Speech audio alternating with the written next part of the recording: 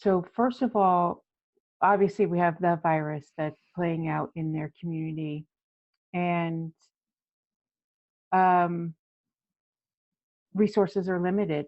And so what I wanted to ask you about was, where should we focus? What are the most Right. important places to focus on?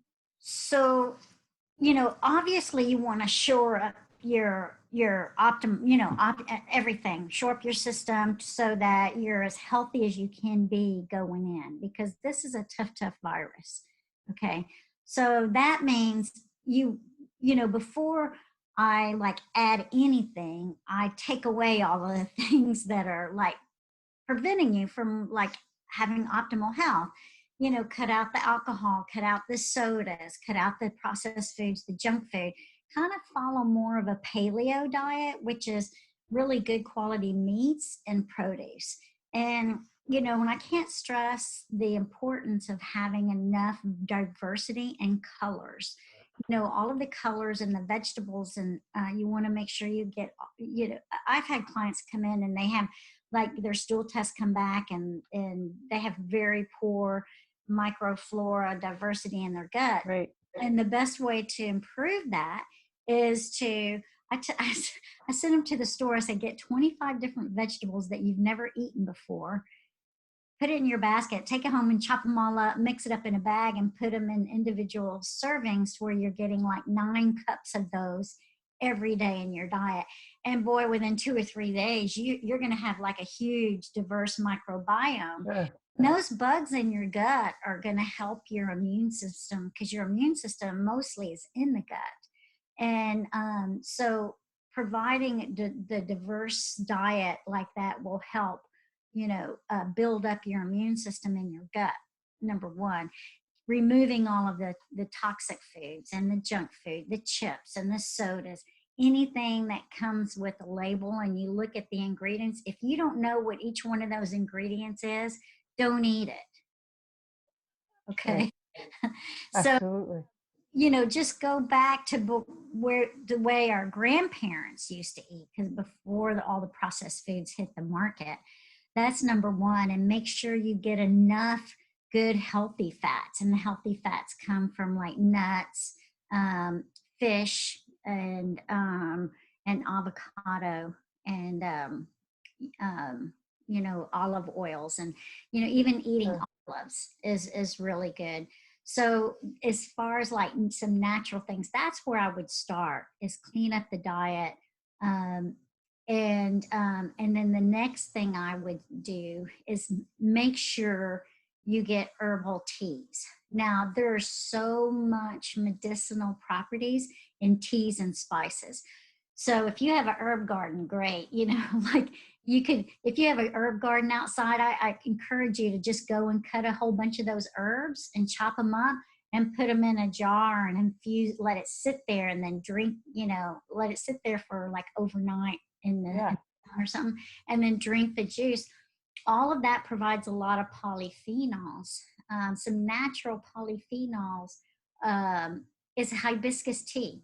Hibiscus tea and the Rubios tea, is spelled Roobios, are the 2 best polyphenol natural sources you can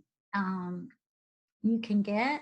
And then also another good source would be like chop up a purple onion and soak it in honey, and every day like take a teaspoon of that, and there's Beautiful. Yes. oxygen in it.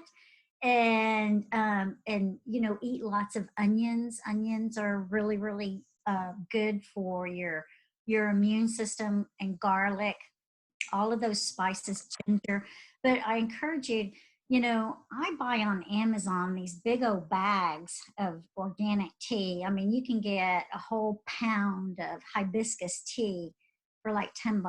And I get a scoop of it every day, and I make a pot, boil hot water, make a pot and let it steep in there. And then I just sip on that polyphenol tea, that hibiscus tea all day. Sure. I sweeten it with a little bit of honey, because it can be a little bit better. And there's nothing wrong with having a little honey. It's very natural. The bees make it, and It's great for our immune system. So that's something natural can do. Most people do not get enough polyphenols in our diet. And the polyphenols are immune regulators. You know, you may have heard about the COVID-19 causing this cytokine storm. Right. Well, that's because they don't have enough polyphenols. So that is a natural polyphenols. And you heard about that drug hydroxychloroquine. Yes. Yeah. You go on Google and you Google hydroxychloroquine chemical structure, and then go open up another browser and put polyphenol chemical structure, compare the two. Even are they if similar? we're taking organic chemistry, they look just alike. And so it improves oxygenation. And that's what's happening in this COVID-19 is the problem with the oxygenation. The hemoglobin is getting popped off. I mean, the oxygen is getting popped off that hemoglobin. The polyphenols prevent that. So you drink a whole pot of that tea every day. So I'm trying to give you things that are very inexpensive and things that you can just incorporate in your diet. Perfect. Okay. And also you want to protect your cell membrane with things like vitamin E. Now, vitamin E lives inside our cell membranes, and that's what gets damaged with this cytokine storm. There's a lot of immune activation going on, and it can damage our cell membrane. So vitamin E is something really good. And some really good sources of vitamin E would be like organ meats, and you know, eggs, and you know, good quality meats, and even fish. Vitamin E is really high in a lot of our nuts and seeds. So like sunflower seeds, palm, you know, and then of course palm oil, and the natto beans are very high in it. So we want to make sure that we have enough of these fat soluble vitamins, the A, D, E, and K. And of course, vitamin D, you know, we get vitamin D from the sun, but most of us don't get enough sunshine to actually convert the vitamin D. So vitamin D supplementation is probably a really good idea. It's not that expensive.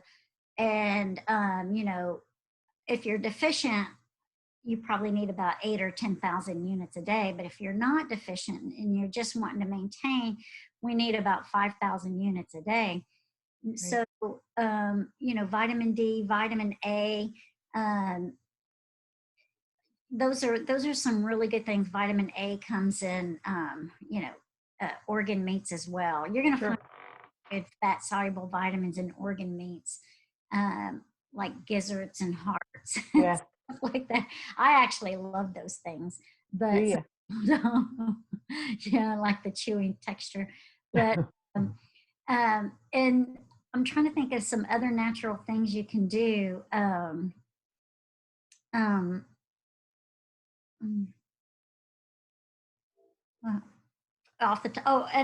So if you get sick, one of the things you want to do is you want to cut the grains out of your diet, because there is the cytokine, it's really high, that causes all that fibrosis and scarring, because you've probably heard on the news that you get fibrotic heart or fibrotic lungs. Well, that's from a certain cytokine that gets very high, and it's called TGF beta. Well, to make TGF beta, you need fiber in your diet. And it eats those resistant strains. So if you just cut out all the grains, that TGF beta, boom, it's going to bottom out. Oh, okay. So even now, I would say, because most of us is going to get this virus, I would say cut grains out of your diet right now, and instead of grains, have like quinoa, which is a seed, but it kind of is a good grain replacement. And eat your starchy vegetables, the sweet potatoes and your squashes. Those are high carbohydrate that gives you that satisfied feeling. And just limit the amount of grains you're eating. I mean, don't eat bread with every meal. And I know bread's all like yummy and tasty and everything, but that's one way to get that cytokine level down, is to cut out the grains. And if you're already inflamed and you already have an autoimmune disease, you need to cut grains out like right away and follow the autoimmune paleo diet, and to kind of get your overall inflammation down. So if you get sick, you definitely have to follow the autoimmune paleo diet, which is basically meat, fresh vegetables, and maybe a couple of low glycemic fruits daily. And so pretty much when you go to the grocery store, if it has a label on it, don't eat it. Yeah. You know, go to the produce department and go to the meat department. That's the only thing I buy when I go in the grocery store. I go to the produce, I go to the meat section, and then of course I go to the paper products section, you know, if there's any toilet paper left. But yeah, so that there's a lot you can do with diet. And as far as supplements, if I only had money for one supplement, and luckily the one that I would buy is the cheapest one out there, is called niacin. Okay. We used to use it to control blood pressure. You can get a big old whole bottle of it. Niacin is good. If you get sick, I would be taking that around the clock every 4 hours, like 2 tablets every 4 hours if you get sick, because our immune system will deplete niacin, because we make niacin.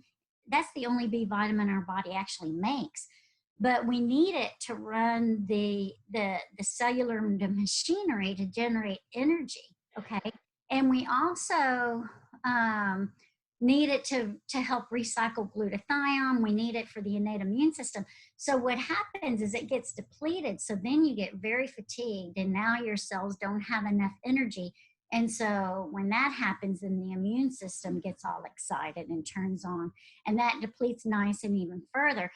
So if you take niacin, it's going to help you do a whole lot of things, a whole lot of work in the body. And, you know, and I read a study one time that they did in mice that, you know, when they pre-treated they gave all of these mice sepsis. They gave them like MRSA, which is a very nasty bacteria infection in the blood.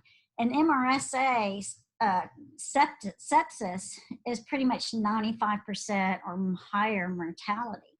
Wow. They gave these mice high doses of niacin, and 4 hours later they were completely cured. Wow. All of them completely. And I've used it. Like I got shingles one time, took high dose, 12 hours later is completely cured. So any kind of bacteria or virus infection, our body is going to be depleted of niacin. But if you like supply it massive amounts of niacin, you're going to kill that infection very quickly. And it doesn't matter if it's niacin or niacinamide? Well, niacin's going to probably cause you to have a flush. You know, you're itchy, you know, but it's not an allergic reaction. It's not toxic. And, you know, you could take like 1,000 milligrams every 4 hours, like while you're awake. Don't wake up in the middle of the night to take it because you need your sleep. But like 4 hours a day. If you took 1,000 milligrams 4 times a day for 2 or 3 days, that's nowhere near a toxic dose. We used to give 9,000 milligrams a day to people to lower cholesterol. And so you're talking about niacin, not niacinamide. Niacin, yeah, niacin. We used to get that, but they're pretty much interchangeable. Okay. I mean, like the liver kind of, it does its little thing, and they kind of go back and forth. So it really doesn't matter which one you take. The niacinamide is probably tolerated better. It doesn't really the flush, but both of them will work to help your immune system go and kill pathogen, and to help your cells make energy. Okay. You recycle glutathione. Yeah. So vitamin C is another. I was going to ask. Yeah. Vitamin C and zinc is zinc is very cheap. If you can find it, all of the dispensaries are out right now. But you know, I've consulted with about 50 people that said that they had COVID-19. It converted now. It used to be 15, but now it's 19. But you know, their body was needing like 150 milligrams of zinc a day. And it's really, Wow. you can get the lozenge. I tell them to open the capsule and put it in some water and swish it in their mouth, because the virus is about 1,000 times more concentrated in your sinus and your mouth than it is anyway. So every breath you take, it's bringing that virus onto the lung and hitting that epithelium, and that's where the immune system is having this little cytokine storm. So by kind of doing nasal rinses, you know, you can get a little bit of 1 drop of oil of oregano in a neti pot, and you can then rinse it. That's if you get sick. You know, you can rinse it with some essential oils. Also, you want to drink hot liquids if you get sick. You don't want to drink anything cold, because the hot stuff kills the heat, kills the virus. And I Okay. told people to get a hairdryer and blow it in their face and breathe it. If you have a sauna, go, or you know, if you live out in the desert or something, you go sit in your hot car for about 20 minutes, like a sauna, heat sauna, until you can't stand it. Make sure you don't pass out in there, but you know, like a sauna. That's why your body has a temperature. That's the reason for getting a temperature, because your body raises the temperature in order to kill pathogens, Right. because they need that body temperature. They're very unstable with temperature changes. So that's why the body's like, I'm just going to kill it. I'm going to raise my temperature to 104. And another thing, if you do get a temperature, don't take Tylenol and don't try to take that temperature down. You want to feed that fever. But if it gets over 104, yeah, you need to cool it off, because you don't want to cook your brain. But you want to like wrap up in hot blankets and, you know, take hot baths and things like that. And of course, vitamin C. Vitamin C is really very inexpensive. It doesn't matter what kind you get. Everybody's all fighting all over the internet on what brand is best and what form is best. Honestly, your body cannot even tell the difference between synthetic and organic vitamin C. Okay. Just get an inexpensive vitamin C. Some of the buffered forms may be better tolerated. If you get, you know, take it twice a day for now, for prevention. And if you get sick, then you want to be taking 1,000 milligrams every 4 hours, along with that niacin and along with that zinc. You know, take and vitamin A is another thing that's fairly inexpensive. You know, you could be taking, you know, 10 to 20,000 units of vitamin A, because it works synergistically with zinc, and that helps prevent a lot of that cytokine stuff, and you know, and helps with regulate the immune system. Yeah. So Is there a dose of vitamin C to take daily, just for prevention? well, it really depends. So if you're a smoker, you know, you need about 1,000 milligrams twice a day. If you're just a regular healthy person, you know, I'd say probably 500 milligrams twice a day. Okay. 250 twice a day is probably enough. But if you Okay. have autoimmune disease, of course you need more. And if you're sick with COVID-19, I would say bump it up to 1,000 milligrams every 4 hours. Well, I think the situation that we're talking about here is pretty low income, probably quite a bit of obesity, illness, Yeah, so subsidized. cut out the grains. Right now, if you're obese, cut out the grains. And what you want to eat instead is quinoa. You want to eat a lot of nuts and seeds. You want to eat butternut squash, all the squashes, the zucchini, the yellow, the butternut squash, and sweet potatoes. Cut out the white potatoes. You can have all the sweet potatoes you want in the world you want, and use coconut oil or avocado oil and a little bit of cinnamon on it. It's fantastic. Sometimes I Right. eat that for breakfast. That's what I had Right. this morning too. So, you know, and, you know, make some good soups, you know, some bone broths and all of that. Sure. That's good. You know, so the most inexpensive things is niacin. Like 1 bottle of niacin is going to like be enough for the whole family, you know. Okay. Niacin, zinc, maybe vitamin A would be another good one if you that are not expensive. And then, there's a lot of products out there that support your innate immune system. The mushroom type products, they may be a little more expensive, Yeah. but even just eating mushrooms is good. So any of the mushroom type products will help support the innate immune system. Okay. And do you think, just for general health, is there a multivitamin that you would be comfortable with? My concern is, I'm concerned about reactions. I'm concerned about, we have no idea if people have reactions to folate or methyls or, Yeah. whatever. Um, let's go back to diet. Get 25 different vegetables and cut them up and eat a bag every day. What if we have people who aren't willing to do that? If they're not willing to do that, there's probably not a vitamin in the world that's going to make up for it. But yeah, probably just a good multivitamin is good, And I think that Elizabeth, I think that you have a good idea of what kind of brands that Mm-hmm. you're comfortable with. Something that has a little bit of folate, I would stay away from the folic acid, but maybe folinic or even a little methylfolate. Most people can tolerate it. Yeah. People can't, but most people can. Okay. Lower doses. Yeah. Let me just look at my list here.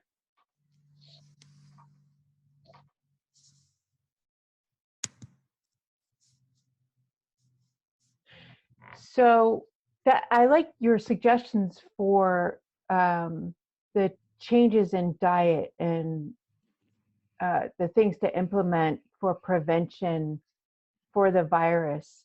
Well, okay, so it's not going to prevent you from catching the virus, but what it will do is lower your overall Yeah. inflammation so that when you do get the virus, you're going to have a much better, a much less risk for a Yeah. poor outcome. Yeah. Especially like if you're obese, have diabetes, cut those grains out now. Right. You'd The be sugar.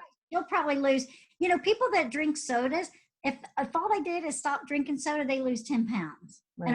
And they're like, wow, how'd that happen? You cut grains, you lose 10, 20 pounds. Boom. Yeah. If you cut soda and grains, just guess what? Your life is going to change. Yeah. Each thing that you do, the more that you do and the healthier you eat, the more robust your immune system is going to be. So any kind of seeds that you eat. I love pumpkin seeds, sunflower seeds, chia seeds, flax seeds. Those are some really, really good seeds to include in your diet. And if you have walnuts and, any kind of nuts, I prefer you not to get the kind that's roasted with all those flavorings. Look on the label. If it has flavorings or sugar and all that salt and all that added, don't buy it. Right. Yeah, you want it as natural as possible and a good diversity. Yeah. Yeah, so you have a choice. I mean, we're all going to grow old, but do you want to grow old healthy and still be able to live independently and not take any medications when you're 60, 70, 80? Or do you want to eat all that junk and end up in a wheelchair and not being able to work and take care of yourself? And it's a pretty miserable life. Right. So to me, the choice is pretty simple. And it's all about your choice in foods. That's great. I really appreciate your help, and I know that the school will appreciate it also. All right. So thank you. Okay. Take good care. Thanks, Elizabeth. It's good talking to you. All right. You too. Bye-bye. Bye-bye.